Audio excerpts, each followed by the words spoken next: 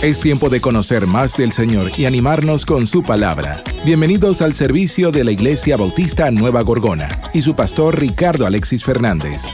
Quédate con nosotros, ya iniciamos. Gracias, Señor, por este momento maravilloso de alabarte que has preparado nuestros corazones para el mensaje de hoy. En el nombre de Jesús, amén. Abran sus Biblias, hermanos, en el libro de Apocalipsis. El mensaje de hoy los hemos titulado Las tribus de los hijos de Israel. Las tribus de los hijos de Israel. Y quiero dar una introducción, hermanos, para poder que no perdamos el hilo de este gran libro que estamos desarrollando verso por verso. Y de introducción, hermanos, debemos recordar que Dios sella a su remanente. Y su remanente es Israel. ¿Y cuál es la función de ese sello o esa separación? Es para salvar a la humanidad durante el periodo de la gran tribulación. Gracias. Y esta es la labor que va a hacer este remanente sellado, específicamente del pueblo de Israel: predicar la palabra durante el periodo de la gran tribulación. ¿Y por qué les corresponde esto a ellos en particular? Porque la iglesia, o sea, nosotros en este periodo, ya fue arrebatada. Y porque es tiempo de empezar a restaurar a su pueblo, que lo ha rechazado todo este tiempo y lo sigue rechazando, pero en algún momento será redimido y ellos van a tener la labor maravillosa de llevar la palabra y entonces rescatar a la humanidad engañada y cegada durante el periodo de la gran tribulación. El domingo pasado aprendimos de que el Señor permite, y es parte del castigo por la rebeldía de haber rechazado al Señor, un espíritu para que crean el engaño. Si hoy en día, hermanos, tú predicas el evangelio y te dicen: ay, ¿para qué voy a creer de eso? Eso no me convence, eso es cuento de vieja, etcétera, etcétera. Imagínate con toda una humanidad gobernada por el enemigo, autorizado por Dios, y más eso las personas con un espíritu para que crean la mentira. Así que va a ser un momento muy fuerte lo que van a estar pasando durante esos 7 años. Y una vez, hermanos, la iglesia sea arrebatada, el plan pendiente entra en acción. ¿Y qué quiere decir eso? Cuenta regresiva, literalmente, una vez la iglesia sea arrebatada. Y hermanos, qué difícil va a ser creyente durante la gran tribulación. Va a ser complicado. ¿Por qué? Ahorita tú eres creyente y posiblemente ciertos amigos o empresas o estatus te dicen: yo no hablo con personas no creyentes. Pero imagínate en ese momento de que tú digas: yo quiero creer en el mensaje del reino que se está predicando. Pagas con la muerte. Y te aseguro que no va a ser una muerte de una vez: córtame de una vez la cabeza y listo. No, te van a hacer sufrir. ¿Por qué? Porque el malo tiene autorización para ser malo. ¿Será imposible que personas se arrepientan durante ese periodo? No va a ser imposible, para nada. ¿Va a ser difícil? Por supuesto que sí. Nunca olvides que el malo tiene autorización por Dios para ser malo. Porque tú piensas que en las calles hay semáforos: rojo, amarillo, verde. ¿Qué significa el amarillo? Corre, corre, que viene la roja. No, dice: detente porque viene la roja. La gente ve la amarilla y dice: acelera que viene la roja. Nos encanta irnos contra las normas. Tenemos policías muertos, que no sé por qué en Panamá le decimos así. ¿Qué es para qué? Para que no vayas a altas velocidades. Necesitamos reglas, necesitamos normas. Y en ese momento el malo tiene la autorización para ser malo. Así que, hermanos, imagínense ese tiempo que tú como iglesia no vas a vivir. Y siempre lo voy a recalcar, porque la corriente que para mí no es bíblica, porque no hay fundamento de que la iglesia pasa la gran tribulación, no tiene sustento. Porque nosotros pasamos de muerte a vida. y va a haber un castigo a todas las personas que no recibieron al Señor. Busquemos, hermanos, Mateo 24, verso 22. ¿Y qué dice la palabra del Señor? Mateo 24, verso 22. Y dice así: y si aquellos días no fueren acortados, nadie sería salvo. Mas por causa de los escogidos, aquellos días serán acortados. ¿Y quiénes son esos escogidos? Los 144,000 y todas las personas que van a recibir el evangelio del reino durante ese periodo de 7 años. Y por esa misericordia que tiene el Señor, el término está corto a 7 años. Si no hubiese término, Satanás, con todas sus huestes de maldad, los extermina a todos. Porque el malo, hermanos, es malo donde lo pongas. Una cosa importante que aprendimos en la prédica pasada es de que el libro de Apocalipsis, hermanos, es un libro muy ordenado. Entonces, cuando tú ves una serie de 7, que los vamos a ver mucho más adelante, ahorita que estamos hablando, hermanos, los 7 sellos. Entonces, cuando tú terminas un sexto sello, o sexta trompeta, o sexta copa, o séptimo personaje, lo vamos a ver más adelante, siempre hay un paréntesis. Y ese paréntesis, hermanos, es simplemente un intervalo para las dudas que tú tienes puedan ser contestadas. Ejemplos, ¿se acuerdan cuando estábamos dando el quinto sello? El montonón de personas muertas. Y uno dice, ¿pero en qué periodo se murieron esta gente y aceptaron al Señor si la iglesia se fue? Entonces, esos paréntesis son para llenar esos huecos. Y entramos, hermanos, en materia y empezamos nuevamente el capítulo 7, versículo 1 en adelante de Apocalipsis. Y dice así: atención, hermanos, y ojalá tengas siempre tu Biblia y estés apuntando y subrayando.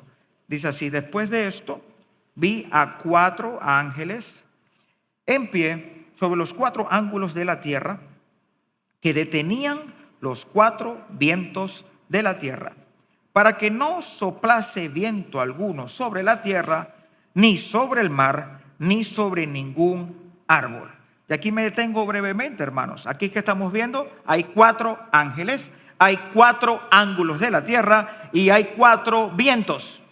¿Y qué hace estos 4 ángeles en los 4 ángulos y deteniendo los 4 vientos? Va a haber un momento de quietud. Pero, hermanos, cada vez que hay quietud es cuando antes de la tormenta hay calma. Y vamos a demostrarlo, hermanos, científicamente. Cuando hay calma es porque viene una tormenta fuertísima. ¿Qué dice la ciencia? Dice, la calma se debe a los cambios en la presión atmosférica y el movimiento del aire. El aire caliente y húmedo ascienden, creando una zona de baja presión. Y el aire frío desciende y crea vientos ligeros o de calma, antes que llegue la tormenta con mucha fuerza. Entonces, ¿cuál es el contexto de este capítulo? Antes que el Señor abriera el primer sello, ¿qué hace? Detiene los 4 vientos por medio de los 4 ángeles y sella a su remanente para que ellos puedan soportar el periodo de la gran tribulación de 7 años, que va a haber una tormenta inexplicable y ellos tengan la fortaleza de predicar la palabra de Dios. Así que antes de la tormenta siempre hay un periodo de calma. ¿Pero qué dice la Biblia? La Biblia también me lo dice, hermanos. Vámonos a Salmos 148. Salmos 148, verso 8. Y para que entiendan el contexto, hermanos, del Salmo 148, que tiene 14 versículos, todo este salmo nos habla de alabad al Señor, alabadlo a Él, la naturaleza, todo lo que respira, alaba al Señor. Es una alabanza directamente a Él. Y entonces, ¿qué pasa? Cuando tú sabes que hay una alabanza constante al Señor, tú le dices al Señor, verso 8, el fuego y el granizo, la nieve y el vapor, el viento de tempestad, que ejecuta tu palabra. Entonces, cuando el Señor habla, hermanos, habla para darte amor y consuelo a nosotros como iglesia. Pero también cuando Él habla al malo es para ejecutar su juicio. Y aquí va a ejecutar un juicio contra las naciones que lo rechazaron. Sigamos leyendo, hermanos. Regresamos a Apocalipsis. Versículo 2 al 4. Y dice así: vi también a otro ángel que subía de donde sale el sol y tenía el sello de Dios vivo. Y clamó a gran voz a los 4 ángeles a quienes se le ha habido dado el poder de hacer daño a la tierra y al mar, diciendo: no hagáis daño a la tierra, ni al mar, ni a los árboles, hasta que hayamos sellados en sus frentes a los siervos de nuestro Dios. Y oí el número de los sellados: 144,000 sellados de todas las tribus de los hijos de Israel. Así que estamos viendo aquí, hermanos, de que hay 5 ángeles, los 4 en los 4 ángulos, que son muy poderosos. Pero hay un quinto que aparece, aquí no está el nombre, y ese quinto le dice a esos 4: no hagan daño. Así que tiene mayor rango todavía este quinto ángel. Entonces, ¿qué dice? Paren, no hagan daño hasta que sellemos. O sea, una separación. Como usted y yo estamos separados por medio del Espíritu Santo. Y 144,000 personas, israelitas, de todas las tribus de Israel. 144,000. Esos 144,000 podemos buscar su origen tranquilamente. Y aquí en la Biblia lo está. No son 144,000 así para ver cuántos hay aquí. 300. Ay, nos faltan tantos. No. Son 144,000 muy específicamente detallados por la Biblia. Vamos a seguir leyendo versículos 5 al 8. Y dice así: de la tribu de Judá, 12,000 sellados. De la tribu de Rubén, 12,000 sellados. De la tribu de Gad, 12,000 sellados. De la tribu de Aser, 12,000 sellados. De la tribu de Neftalí, 12,000 sellados. De la tribu de Manasés, 12,000 sellados. De la tribu de Simeón, 12,000 sellados. De la tribu de Leví, 12,000 sellados. De la tribu de Isaacar, 12,000 sellados. De la tribu de Zabulón, 12,000 sellados. De la tribu de José, 12,000 sellados. De la tribu de Benjamín, 12,000 sellados. Así que estamos viendo aquí a 12 representaciones de personas, los hijos de Jacob, con 12,000 cada uno. ¿Y qué pasa, hermanos? Aquí vemos y les presento formalmente al remanente escogido de Israel, escogido por Dios. ¿Para qué? Para que prediquen la palabra de Dios durante el periodo de la gran tribulación. Y dado esta explicación de Judá, Rubén, Gad, Aser, Neftalí, Manasés, Simeón, Leví, Isaacar, Zabulón, José, Benjamín, escogidos por Dios, yo sé que tú puedes estar pensando ahorita mismo: ajá, ¿y cómo va a ser esto? ¿Significa de que ellos no van a ser arrebatados? O sea que ellos son inconversos y entonces en el momento de que el Señor se lleva a la iglesia son sellados. Y hermanos, hay detalles que no podemos explicar, pero hay 144,000 personas que se van a quedar aquí en la tierra de Israel, sellados por el Señor para que prediquen la palabra del Señor. Y ahora tengo que tocar por fuerza un hilo muy delgado con lo que quiero explicar a continuación, en base a esta escogencia. Y vamos a tener fundamento bíblico. El primer fundamento, hermanos, vámonos a Primera de Reyes. Primera de Reyes,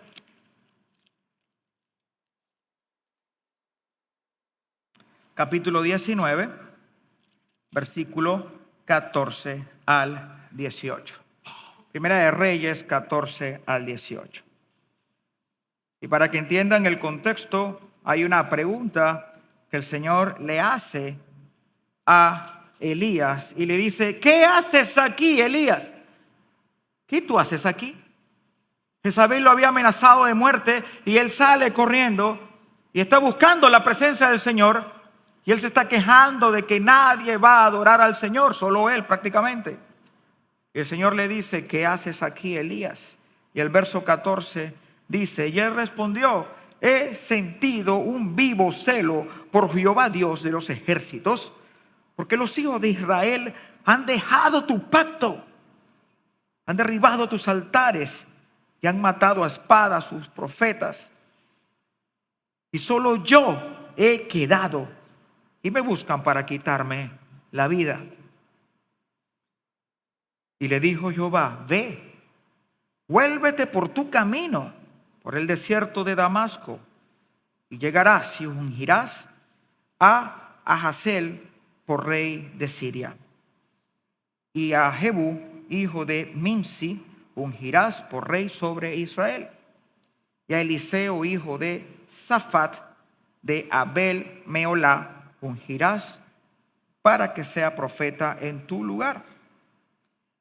Y el que escapare de la espada de Hazael, Jehú lo matará. Y el que escapare de la espada de Jehú, Eliseo lo matará. Verso 18.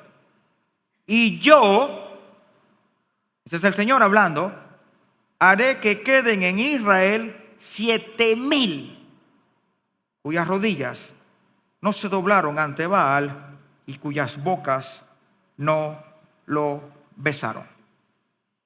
Y la pregunta que te hago a ti presente y a mí mismo: ¿te compete saber o discutir quién es salvo o condenado? ¿Eso te compete a ti? ¿A mí?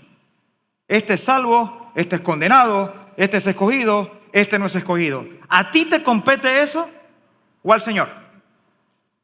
¿A quién le compete eso? ¿A ti o al Señor? Otra pregunta que te hago: ¿tu mente finita es igual a la mente infinita de Dios? ¿Tú entiendes cuando el Señor es omnisciente, omnipotente? ¿Tú puedes comprender que Dios sabe todo, pasado, presente y futuro? ¿Tú sabes que el Señor sabe todo? ¿Quién le va a rechazar? ¿Quién le va a aceptar? Etcétera, etcétera. Tú lo sabes. Y tú y yo no podemos comprender eso porque es una cualidad del Señor, el yo soy. El que nadie lo creó. Tú eres creación, yo soy creación. Lucifer fue creación. Fue el número 1, pero fue creación. ¿Por qué nos encanta mezclar lo que es Dios con el plan de Dios? ¿Por qué quieres mezclar lo que es Dios con el plan de Dios? ¿Cómo se sentía Elías? Yo estoy solo. Nadie te adora, solamente quedé yo y van tras mí para matarme. ¿Por qué 144,000? Y te hace ciertas preguntas. Y tú lo que tienes que entender, hermanos queridos, es que siempre existirá un remanente fiel al Señor, Dios Todopoderoso. Siempre. ¿Y cuál es el deber, el compromiso tuyo y mío como hijos de Dios? Predicar las nuevas buenas de Jesús. Usted no se meta a hablar cosas que son del Señor. Usted tiene un deber y el deber es predicar el evangelio a toda criatura. Y si estás en estos momentos sentado y dirás: pastor, los del antiguo pacto no conocieron a Jesús, así que ellos no predicaron a Jesús. Entonces, ¿para dónde se fueron? ¿Son escogidos o no escogidos? Hermanos, todos los profetas anteriores murieron con una esperanza que el Salvador vendría. Así que es por fe. ¿Y qué te corresponde a ti, hermanos? Predicar que Cristo vino a la tierra, que murió por toda la humanidad y resucitó conforme a las Escrituras. Cristo, hermanos queridos, no murió por algunos. Cristo murió por todos. ¿Amén o no amén? Conozco una persona que amo mucho. Y ahorita mismo me dice, pastor, no me lo dijo a mí, se lo dijo a mi esposa. Hermana Ingrid, yo no sé si mi hijo se va para el cielo. No lo sé. Estoy clamando al Señor de que sea uno de los escogidos. No puedo entenderlo, estoy sufriendo, porque yo sé que soy escogido, pero mi hijo yo no sé si es escogido. Y todo este tema, hermanos, tengo que hablarlo porque estamos hablando aquí de 144,000 escogidos por el Señor, pero fue en base a su plan. Cristo, hermanos, llevó sobre él el castigo de toda la humanidad que nos merecíamos. ¿Para qué? Para abrir el camino de la reconciliación con Dios. La vida eterna no son por mis acciones. La vida eterna es por el sacrificio de Jesús en la cruz del Calvario. Cuando Adán y Eva pecan, de una vez fue prometido el Mesías, Jesucristo. Tú y yo somos lo que somos por la gracia de Dios, por haber confesado a Jesucristo como Señor y Salvador. No son por mis acciones, no son por mis obras. Lo que yo hago es porque el Señor produce eso en mi corazón. Nadie, hermano querido, nadie nace salvo o condenado. Todos oiremos la palabra de Dios y usted cree o no cree. Sustento bíblico lo tenemos. Vámonos a Romanos, capítulo 5, versículo 1 al 11. Romanos 5, versículo 1 al 11. Y dice así: justificados pues por la fe, tenemos paz para con Dios por medio de nuestro Señor Jesucristo. ¿Qué dice aquí, hermanos? Justificados, ¿por qué? Por la fe. No por mérito, por la fe. Por quien también tenemos entrada por la fe a esta gracia de la cual estamos firmes y nos gloriamos de la esperanza de la gloria de Dios. Y no solo esto, sino que también nos gloriamos en las tribulaciones, sabiendo que las tribulaciones producen paciencia, y la paciencia prueba, y la prueba esperanza, y la esperanza no avergüenza, porque el amor de Dios ha sido derramado en nuestros corazones por el Espíritu Santo que nos fue dado. ¿Cuándo usted tiene el Espíritu Santo, hermanos? Cuando confiesa al Señor como Salvador. Automáticamente sellado y es parte de la propiedad de Dios. ¿Y por qué usted creó eso? Por fe, no hereditariamente, no porque nací salvo o nací condenado. Tienes que tener fe. Y dice así: porque Cristo, cuando aún éramos débiles, a su tiempo murió por los impíos. Hermanos, si usted nace salvo o nace condenado, ¿para qué vino Cristo? Hágase esa pregunta, hermanos. ¿Para qué vino Cristo?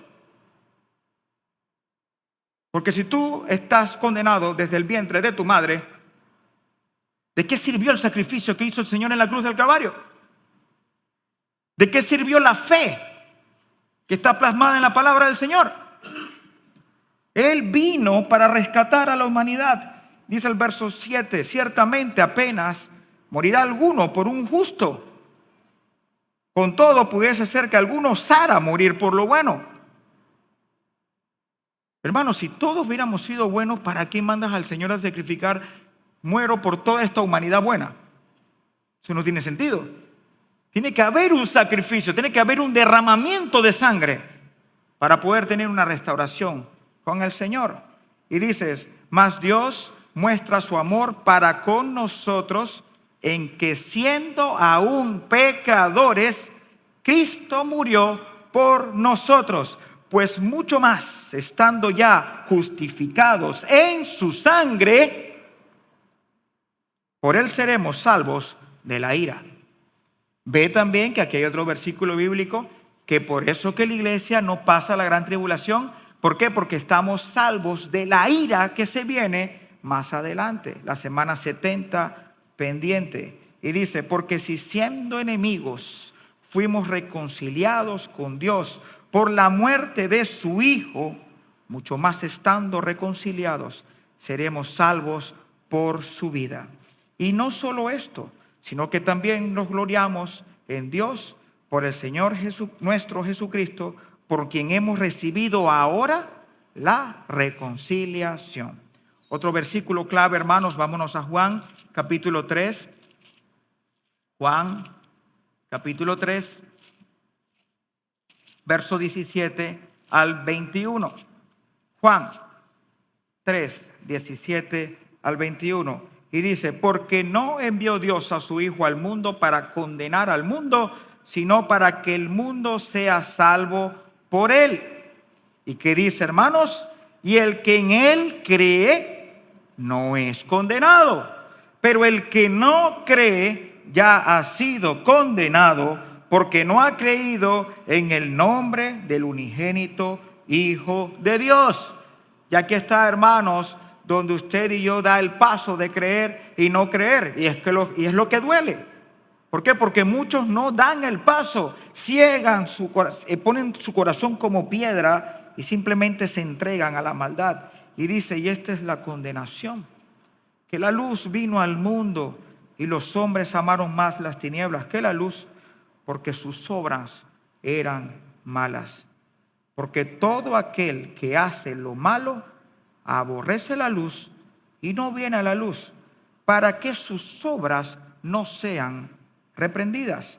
Mas el que practica la verdad viene a la luz, para que sea manifiesto que sus obras son hechas de Dios.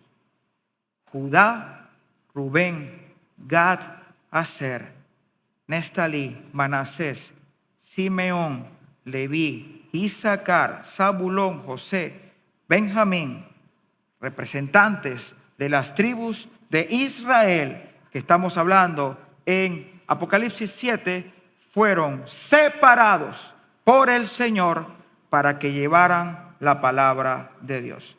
Y aquí hay otros detalles, hermanos, que tenemos que tener en cuenta, y regresamos al libro de Apocalipsis. Miren en pantalla, hermanos. Cuando tú ves estos nombres, aquí hay información importante para enriquecimiento de tu vida espiritual. Aquí vale la pena mencionar que Rubén está de segundo en la lista, pero Rubén era el primogénito de los hijos de Jacob. Así que él tenía que estar de primero. ¿Por qué está de segundo? Pasó algo interesante, hermanos, y muy triste. Rubén perdió el primer lugar por cometer un pecado inmoral muy grande. Y tuvo consecuencias de esa decisión. Y nada más y nada menos, hermanos, Rubén tiene relaciones sexuales con una de las mujeres de su papá. Fuerte. Y nos vamos a Génesis, capítulo 35, verso 22. Génesis 35, verso 22. Que dice la palabra del Señor. Aconteció que cuando moraba Israel en aquella tierra, fue Rubén, Israel es Jacob, ¿ok? Fue Rubén y durmió con Bilha, la concubina de su padre, lo cual llegó a saber Israel. Ahora bien, los hijos de Israel fueron 12. Así que estamos viendo aquí dos informaciones importantes. Rubén cometió un grave error de acostarse con una de las concubinas de su papá, y aquí está el número certificado de que son 12 hijos. Si nos vamos, hermanos, ahí mismo en Génesis, al capítulo 49,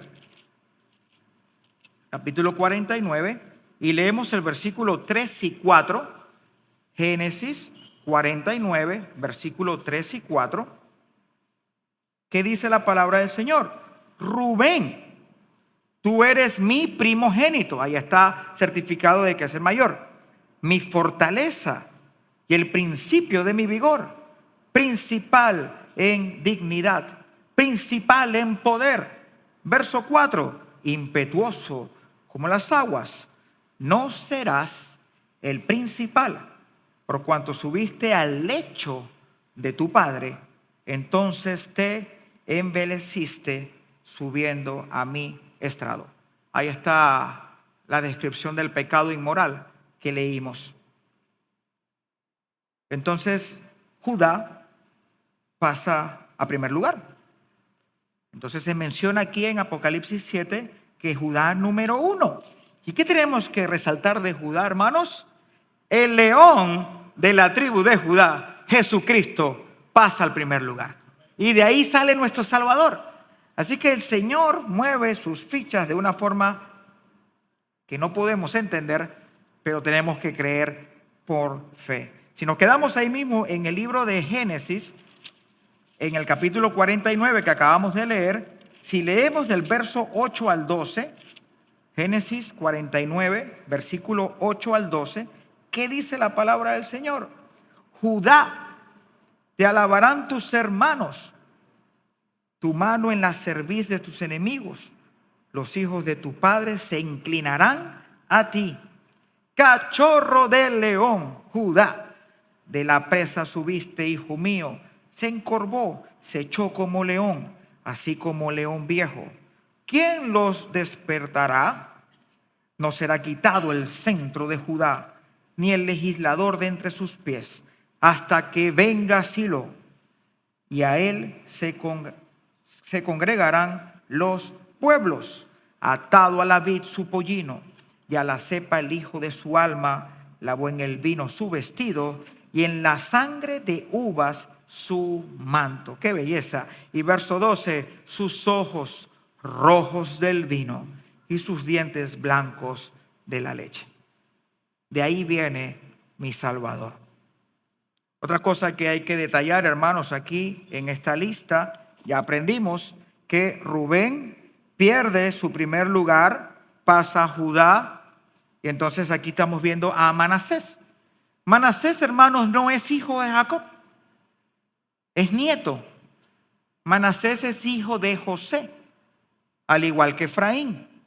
Pero ¿por qué está aquí en la lista? ¿Quién tenía que estar aquí? ¿Por qué entró Manasés si son 12 hijos? Significa que estamos viendo a 11 hijos y a un nieto. ¿Quién falta? Falta, hermanos, Dan. Dan debió estar aquí. Dan está dentro de la lista de los 12 hijos de Jacob, pero no está. Usted puede verificarlo en su Biblia, en los versículos que hemos leído del Apocalipsis 7, y dígame si de repente en su versión está. Y hablamos después del culto. No está. Está Manasés. ¿Y cuál es la razón, hermanos? Porque Dan estaba lleno de idolatría, pero al final se redimió. ¿Tenemos base bíblica? Por supuesto que sí, hermanos. Vámonos a Jueces. Jueces.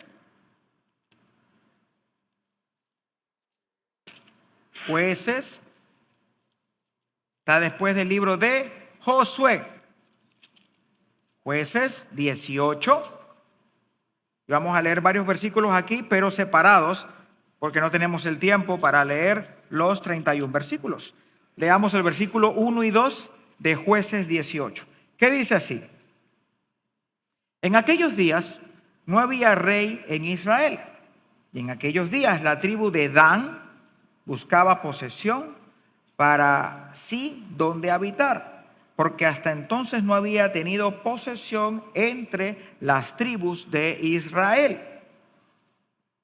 Y los hijos de Dan enviaron de su tribu 5 hombres, de entre ellos hombres valientes de Sorá y Estaol, para que reconociesen y explorasen bien la tierra. Y les dijeron: id y reconoced la tierra. Estos vinieron al monte de Efraín hasta la casa de Micaía y allí posaron. Entonces, hermanos, vámonos hasta el versículo 14 de ese mismo capítulo. ¿Y qué dice el verso 14? Entonces aquellos 5 hombres que habían ido a reconocer la tierra de Lais dijeron a sus hermanos: ¿no sabéis que en estas casas hay efod y terafines y una imagen de talla y una de función? Mirad por tanto lo que habéis de hacer. Vámonos al verso 17, hermanos. ¿Qué dice el verso 17? Y subieron los 5 hombres que habían ido a recoger la tierra, entraron allá y tomaron la imagen de talla, el efod, los terafines y la imagen de fundición, mientras estaba el sacerdote a la entrada de la puerta con los 600 hombres armados de armas de guerra. Así que vemos una misión, y en esta misión estos 5 hombres agarraron varias cosas de valor que acabamos de leer. ¿Y qué dice el verso 30? Vean el verso 30 de Jueces 18, y dice así: y los hijos de Dan levantaron para sí la imagen de talla, y Jonatán, hijo de Gersón, hijo de Moisés, y el de sus hijos fueron sacerdotes de la tribu de Dan hasta el día del cautiverio de la tierra. Levantaron su imagen, servían al Dios Todopoderoso supuestamente, pero tenían una imagen de dioses donde también adoraban. Dan totalmente idólatra. Y algo, hermanos queridos, que tienes que saber es que Dios ama a sus hijos, también los corrige y también los restaura. A mí me tocó predicar por 5 años en una zona muy lejana en las montañas, y eran hermanos de la fe sumamente legalistas. Y cuando digo legalistas, hermanos, era el extremo de que si una persona fue encontrado en una falta, lo expulsaban de la iglesia y le decían: en 6 meses regresas, y cuando regresas te vamos a entrevistar y decidir si puedes regresar o no.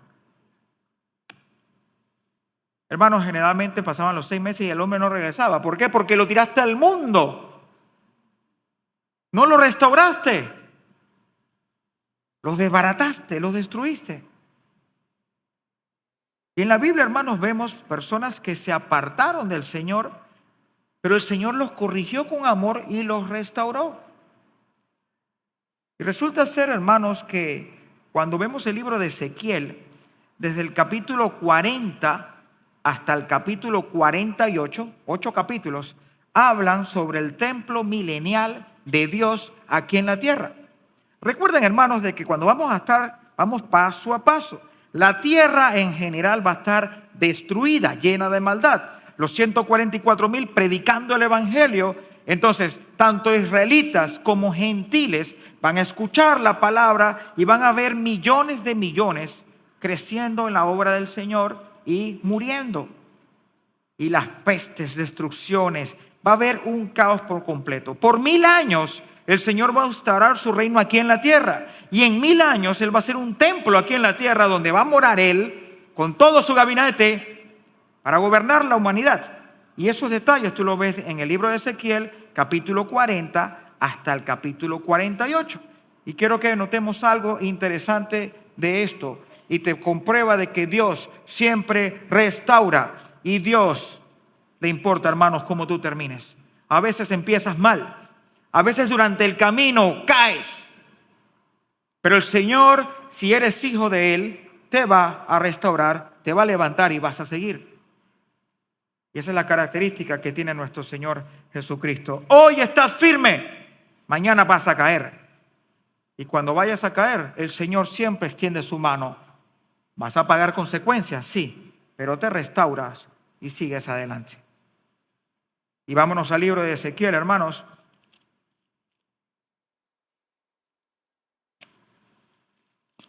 Ezequiel, y nos vamos hasta el último capítulo, el capítulo 48. Y miren lo que aparece allí, hermanos. Me encanta el carácter de nuestro Señor Todopoderoso. Versículo 31, y dice: recuerden, hermanos, vuelvo y repito, el contexto desde el capítulo 40 hasta el 48 es la descripción del templo milenial aquí en la tierra, pero van a tener características. Y miren estas características, verso 31, las puertas. Y las puertas de la ciudad serán según los nombres de la tribu de Israel. ¿Y qué nombres tienen estos hermanos? 3 puertas al norte, la puerta de Rubén. Oye, qué lindo, ¿cómo están mencionando lo de qué? De primero, primogénito. Gloria a Dios, ahí está Rubén. Sigamos adelante, dice, una, la puerta de Judá. Otra, la puerta de Leví. Otra, al lado del oriente, 4.500 cañas y 3 puertas. La puerta de José, una. Y la puerta de Benjamín, otra. La puerta de Dan, otra. Dios restaura, hermanos. Y nosotros a veces peleamos o discutimos. Y en vez de sentarte aquí, te sientas acá, porque yo no me llevo con ese hermano.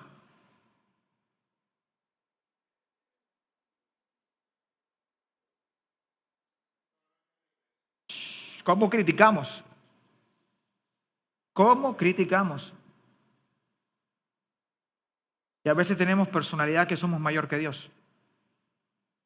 Y ahí está Dan, el idólatra. Tiene una puerta a su nombre en el templo minerario del Señor. Y al lado del sur, 4.500 cañas por medida y 3 puertas. La puerta de Simeón, una. La puerta de Isaacar, otra. La puerta de Zabulón, otra. Y al lado occidental, 4.500 cañas y sus 3 puertas. La puerta de Gad, una. La puerta de Aser, otra. La puerta de Neftalí, otra. Alrededor tendrá 18.000 cañas, y el nombre de la ciudad desde aquel día será Jehová Sama. Así que, hermanos queridos, ya para finalizar, vemos que Judá, Rubén, Gad, Aser, Neftalí, Manasés, Simeón, Leví, Isaacar, Zabulón, José, Benjamín, sumarán 144.000 varones que van a llevar la palabra de Dios durante el periodo de la gran tribulación. Dan pierde ese privilegio, pero Dan es restaurado. Así que Judá, Rubén, Gad, Aser, Neftalí, Dan, Simeones, Leví, Isaacar, Zabulón, José, Benjamín tendrán sus nombres en las puertas en el templo milenario del Señor. Amada iglesia querida, usted que está ahí sentado, no pierdas el enfoque por lo temporal. Hermanos, lo temporal es temporal. Es una cosa que uno dice, ¿vas a cambiar lo eterno por lo no eterno? Si tú te vas a desahogar con una persona y tienes tranquilidad, imagínate desahogarte como el Salmo 22. Y dice, Señor, puede ser que a veces sienta que no me oyes. Puede ser que a veces sienta que no me respondas. Puede ser, Señor, que te diga, esta prueba no la entiendo. Pero al final somos más que vencedores. Y podré entender allá o aquí. Posiblemente van a haber cosas que no vamos a entender aquí, pero en el cielo lo vamos a entender. Hermanos, no pierdas el enfoque. Enfócate en crecer. Enfócate en madurar. Enfócate en compartir la fe con amor, con pasión y con buen testimonio. ¿De qué vale, hermanos, tener tanto conocimiento y tus hechos dicen lo contrario? Yo te amo, Señor. Yo conozco la Biblia de tapa a tapa. Yo enseño mejor que ese hermano. Yo hablo mejor que ese pastor. Yo explicaría mejor el Apocalipsis que él. Yo tengo más Espíritu Santo que cualquiera. Podrás tener todo ese conocimiento, pero si tu testimonio dice lo contrario, de nada sirve. Hermano, enfóquese. El trabajo en el Señor no es en vano. Haga lo que el Señor le encomendó. Lucas 17, verso 7. ¿Quién de vosotros, teniendo un siervo que ara o pacienta ganado, al volver él del campo luego le dice: pasa, siéntate a la mesa? ¿No le dice más bien: prepárame la cena, cíñete y sírveme hasta que haya comido y bebido, y después de esto come y bebe tú? ¿Acaso da gracias al siervo porque hizo lo que se le había mandado? Pienso que no. Así también vosotros, cuando hayáis hecho todo lo que os ha sido ordenado, decid: siervos inútiles somos, pues lo que debíamos hacer, hicimos. El Señor te llamó para hacer algo. Dígale: Señor, siervo inútil soy, porque estoy haciendo lo que nos ordenaste. Amantísimo Padre Celestial, gracias, Señor. Gracias, Señor, por este mensaje bello, porque tú tienes un plan. Tú tienes un pueblo escogido, nación santa. Gloria a Dios por todo ese pueblo que creyó en ti y que sigue creyendo en ti, a pesar que la oposición día a día se levanta, Padre Santo. Gracias, Señor, porque me estás permitiendo predicar este libro justo en estos tiempos donde lo malo es bueno y lo bueno es malo, Señor mío. Padre Santo, queremos ser una iglesia firme, fuerte, constante, perseverante, que a pesar que las corrientes digan que estás mal, nosotros permanezcamos fiel a tu palabra, Señor mío. Padre, gracias, Señor, porque somos siervos inútiles siendo útiles. Te amamos, Señor. Te amamos hoy y hasta que nos mantengas aquí en la tierra o seamos arrebatados por ti, Señor. En el nombre de Cristo Jesús. Amén y amén. Gloria al Señor. Este ha sido un servicio online de la Iglesia Bautista Nueva Gorgona y su pastor Ricardo Alexis Fernández. Síganos en nuestras redes sociales y visítanos para alabar juntos al Señor.